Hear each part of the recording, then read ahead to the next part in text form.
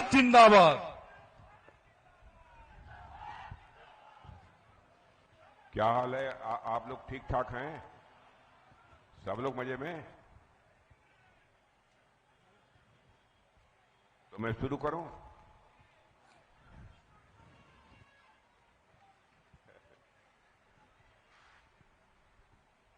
यहां भारतीय जनता पार्टी के प्रत्याशी,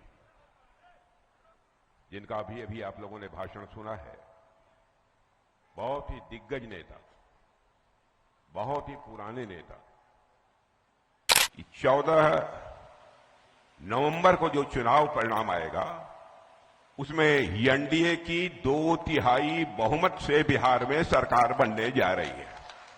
बहनों भाइयों, लंबे समय तक राजनीतिक क्षेत्र में काम करने के बावजूद कोई मां का लाल उंगली उठाकर नहीं कह सकता है कि नीतीश कुमार के दामन पर भ्रष्टाचार की कोई दाग लगी हुई। पहली बार ऐसा हमको देखने को मिल रहा है कि पहले भी मैंने देखा है, जब राजद और कांग्रेस की सरकार थी, बुनियादी सुविधाओं के लिए लोग तरसते थे। पहले बिहार वासियों के स्वास्थ्य की चिंता करने के लिए जो स्वास्थ्य का बजट हुआ करता था, वो केवल 700 करोड़ हुआ करता था। बहनों भाइयों, आपको जानकर खुशी होगी, अब वह 20,000 करोड़ रुपए से अधिक का हो गया है बिहार का स्वास्थ्य का बजट। कल भी बिहार में 4 विधानसभा क्षेत्र की सार्वजनिक सभाओं को संबोधित करने के बाद आज आप सबके सामने अपने विचार व्यक्त करने के लिए यहां पर एकत्रित हुआ हूं। आप लोगों ने बहुत ही गर्मजोशी के साथ स्वागत किया है, आपने तालियां बजाकर स्वागत किया है, नारे लगाकर स्वागत किया है। देखिए, मैं जानता हूं भारत की परंपरा है और शिष्टाचार का तकाजा भी है, स्वागत, अभिनंदन और सलाम दुआ कभी एक तरफा नहीं होना चाहिए। इसलिए मैं भी अपनी तरफ से शीश झुकाकर आप सभी बहनों भाइयों का हार्दिक अभिनंदन करता हूं, आप सभी का मैं स्वागत करता हूं। बहनों भाइयों, आप लोगों को इस बात की जानकारी है कि कल तक बिहार विधानसभा चुनाव के पहले चरण का चुनाव प्रचार संपन्न हो चुका है। 6 तारीख को मतदान होगा, लेकिन अभी से चुनाव प्रचार समाप्त होने के बाद ही जो रुझान सामने आ रही है, उससे यह बात पूरी तरह से साफ हो गई है कि 14 नवंबर को जो चुनाव परिणाम आएगा उसमें एनडीए की 2/3 बहुमत से बिहार में सरकार बनने जा रही है। वैसे तो रुझान के बारे में, रुझान जो आए हैं उसमें कितनी सीटें हमको प्राप्त हो रही हैं एनडीए को, उसकी जानकारी मुझे है, लेकिन मैं उसका खुलासा नहीं करना चाहता, मुझे करना भी नहीं चाहिए। शायद मेरी आयु बहुत छोटी होती या जिले स्तर पर मैं काम करता रहता तो मैं जरूर आपको बतला देता, लेकिन इतना ही कहना चाहता हूं, 2/3 सीटों से बहुमत के साथ यहां पर एनडीए अपनी सरकार बनाने जा रही है। कारण क्या है? 20 वर्षों में जो नीतीश जी की सरकार रही है, जिस तरीके से बिहार में विकास का कार्य उन्होंने किया है, उसकी सराहना तो सब करते ही है, क्योंकि स्वाभाविक रूप से लोग तुलना करते हैं कि इसके पहले जो आरजेडी की सरकार थी उसने कैसा काम किया और नीतीश जी की सरकार ने यहां रहते हुए यानी एनडीए की सरकार ने कैसा काम किया। स्वाभाविक है, तुलना होगी, लोग तुलना करते हैं। लेकिन साथ ही एक बात और कहते हैं, जो सबसे बड़ी बात है राजनीतिक क्षेत्र में काम करने वाले किसी भी कार्यकर्ता के लिए, जिसकी विशेष अहमियत है। बहनों भाइयों, लंबे समय तक राजनीतिक क्षेत्र में काम करने के बावजूद कोई मां का लाल उंगली उठाकर नहीं कह सकता है कि नीतीश कुमार के दामन पर भ्रष्टाचार की कोई दाग लगी हुई। आपने देखा, इसके पहले भी आरजेडी के मुख्यमंत्री रहे हैं, लंबे समय तक जेलों की हवा खानी पड़ी है। आज भी जो प्रत्याशी मुख्यमंत्री पद के हैं गठबंधन के, उनके ऊपर भी भ्रष्टाचार के मामलों को लेकर अदालत में केसेस चल रहे हैं। फैसला स्वाभाविक है, यदि ईमानदारी के साथ कोई भी लेगा तो सहज रूप से इस नतीजे पर पहुंचेगा। जिसने ईमानदारी से इस बिहार राज्य की सेवा की है, उसी की सरकार जो है फिर से बननी चाहिए। पहली बार ऐसा हमको देखने को मिल रहा है कि पहले भी मैंने देखा है, जब राजद और कांग्रेस की सरकार थी, बुनियादी सुविधाओं के लिए लोग तरसते थे। मुझे याद है कि उस समय आरजेडी के लोग जनता से यह तर्क देते थे, जब लोग कहते थे हमारे यहां सड़क नहीं है, हमारे यहां गली नहीं है। अब बिहारी भाषा में वो कहते थे, मैं तो बोल नहीं सकता वैसे, लेकिन बिहारी भाषा में कहते का तोरे समझ में नहीं आवता, सड़क बन जाई तो पुलिस धड़ से तोरे दरवाजे पर पहुंच जाए। बताइए, सड़क बन जाई तो पुलिस तोरे दरवाजे पर पहुंच जाए। अरे पुलिस की दहशत दिखाकर वो उनका समर्थन हासिल करते थे। लेकिन मेरे बहनों भाइयों, वह जमाना लग चुका है। हाईवेज और एयरपोर्ट की बात तो छोड़िए, अब बुनियादी सुविधाएं स्वाभाविक रूप से लोगों को प्राप्त हो रही हैं। और क्या क्या सुविधाएं प्राप्त हुई है मुझे बतलाने की जरूरत नहीं है। एक उदाहरण मैं देना चाहता हूं। मनुष्य की सेहत, मनुष्य का स्वास्थ्य, उसके जिंदगी की सबसे बड़ी दौलत इसे मैं मानता हूं। पहले बिहार वासियों के स्वास्थ्य की चिंता करने के लिए जो स्वास्थ्य का बजट हुआ करता था, वो केवल 700 करोड़ हुआ करता था। बहनों भाइयों, आपको जानकर खुशी होगी, अब वह 20,000 करोड़ रुपए से अधिक का हो गया है बिहार का स्वास्थ्य का बजट।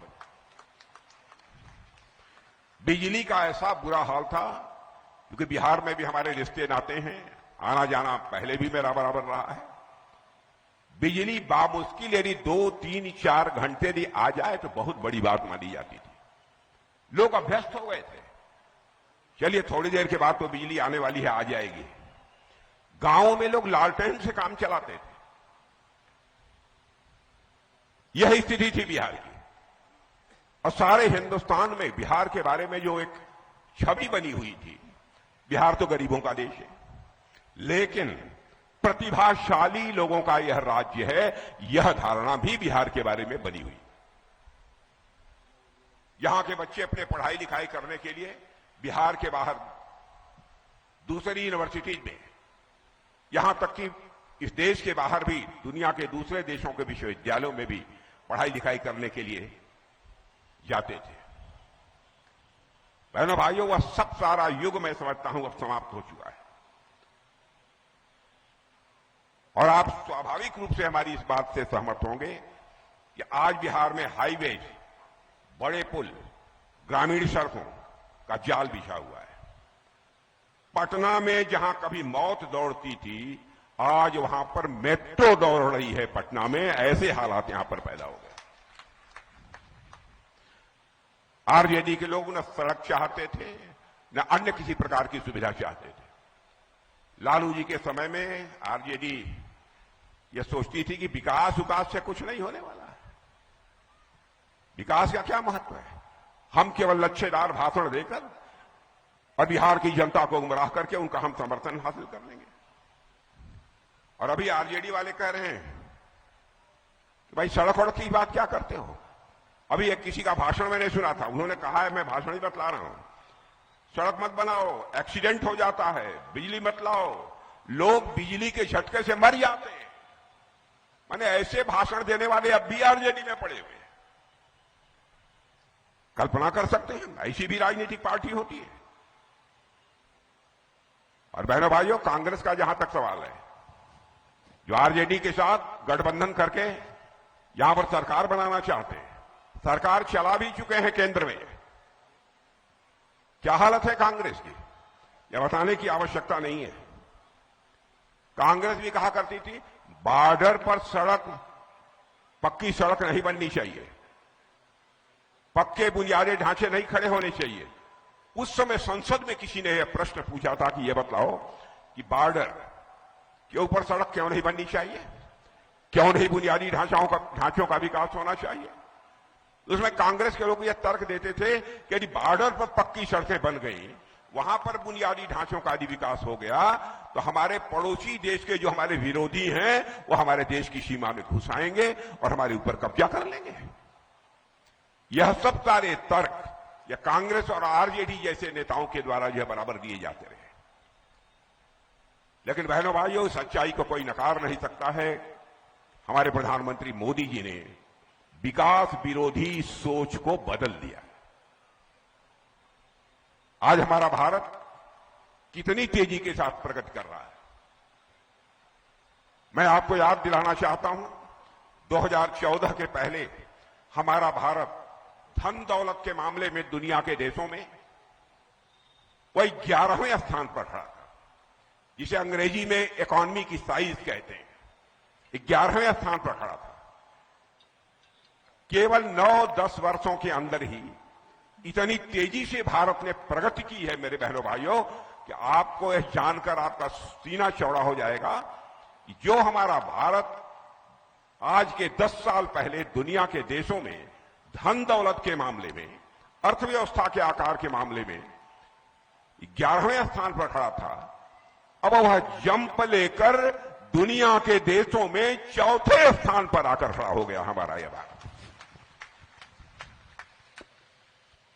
और अभी हाल में ही आपने पढ़ा होगा, दुनिया की मानी जानी फाइनेंशियल फर्म्स, विदेशी संस्थाएं अब इस बात का दावा कर रही हैं कि भारत जितनी तेजी के साथ आगे बढ़ रहा है, इसमें कहीं दो मत नहीं है, 1.5 साल के अंदर ही भारत दुनिया के देशों में धन दौलत के मामले में तीसरे स्थान पर आकर खड़ा हो जाएगा। काम करने का यह तरीका होता है। और जहां तक हमारे पड़ोसी देशों का सवाल है, आपको बतलाने की जरूरत नहीं है। पहले जब होता था तब भारत की सीमा में घुस आते थे। अब है किसी माई के लाल ने दूध पिया है जो है इतनी जल्दी भारत की सीमा में घुसने की हिम्मत करे। और इस बार तो आप लोगों ने देख लिया, कुछ आतंकवादी चोरी छिपे आ गए थे, खुलकर नहीं आए थे, छुप कर आए थे। और हमारे कुछ नौजवान, कुछ लोग अपने परिवार के सदस्यों के साथ कश्मीर में घूमने गए थे, पहलगाम में। और बहनों भाइयों, इन्होंने धर्म पूछ कर मार डाला, धर्म पूछ कर मारा है। और उसके बाद क्या हुआ यह बतलाने की कोई जरूरत नहीं है। हम लोगों ने जितने भी ऐसे प्रमुख आतंकवादी ठिकाने थे, बड़े बड़े आतंकवादी संगठनों के, बहनों भाइयों, ऑपरेशन सिंदूर में आतंकवादी सारे ठिकानों को सफाया कर दिया। कितने लोग मारे गए उस संख्या को मैं यहां बहुत विस्तार में जाकर नहीं चर्चा करना चाहता, और मुझे करना भी नहीं चाहिए। लेकिन मैं समझता हूं कि जल्दी वह हिम्मत नहीं करेंगे। अब करेंगे तो बहनों भाइयों, हमारा ऑपरेशन सिंदूर समाप्त नहीं हुआ है, अभी स्थगित किया है। हम फिर से ऑपरेशन करेंगे और आक्रमण करेंगे उसके ऊपर, और उसे हम धराशायी करेंगे। क्या क्या बातें ये लोग बोलते थे।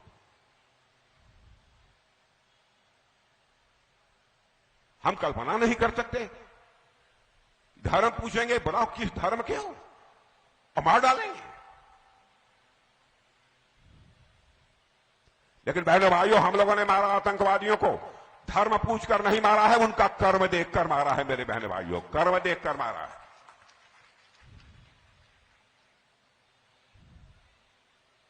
हमारे में और उनके की सोच में सबसे बड़ा अंतर यही है।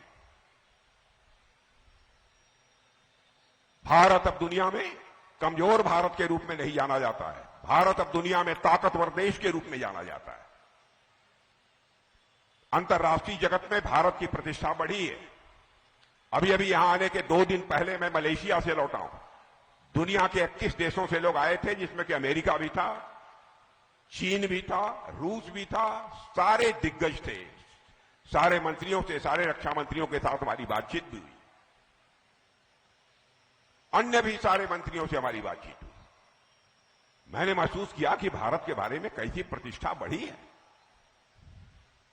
पहले दुनिया के मंचों पर, अंतर्राष्ट्रीय मंचों पर भारत कुछ बोलता था तो भारत की बातों को जितनी गंभीरतापूर्वक लिया जाना चाहिए नहीं लिया जाता था। लेकिन आज मेरे बहनों भाइयों, भारत अंतर्राष्ट्रीय मंचों पर कुछ बोलता है तो सारी दुनिया कान खोलकर सुनती है कि भारत बोल क्या रहा है। यह भारत की हैसियत बनी है अंतर्राष्ट्रीय जगत में।